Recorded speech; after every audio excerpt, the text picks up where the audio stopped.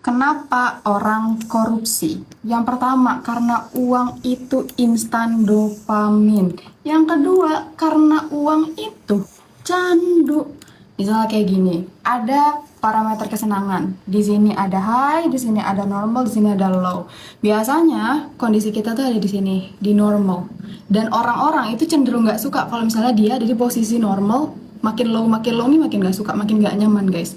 Let's say lu adalah DPR, gaji lu 100 juta per bulan. 100 juta pertama itu akan terasa di sini nih senangnya. Lu seneng banget, lu fulfilling banget, akhirnya ngerasain 100 juta. 100 juta kedua mungkin masih di sini. 100 juta ketiga mungkin masih di sini. Tapi 100 juta keempat, kelima, keenam, ketujuh, kedelapan, kesembilan, pada akhirnya akan di sini.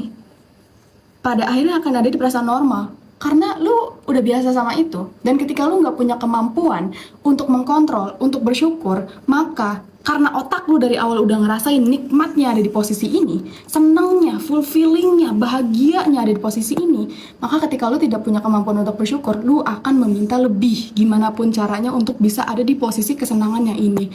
That's why ketika ada masuk nih kesempatan, nih ada duit 1M, korup lah tuh 1M.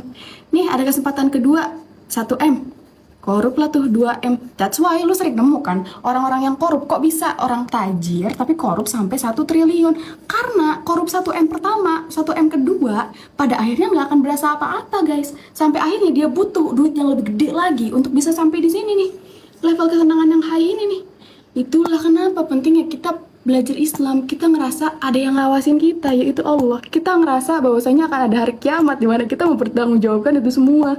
Dan juga integritas. Dan integritas tuh menurut gue kayak ini dibangunnya nggak sehari 2 hari gitu loh. Dan ini perlu penjagaan dari guru, dari keluarga, dari temen, dari orang berpendidikan, pokoknya orang-orang baik lah. That's why kalau lu ngerasa lu belum cukup punya ini, ya jangan coba-cobalah masuk di tempat yang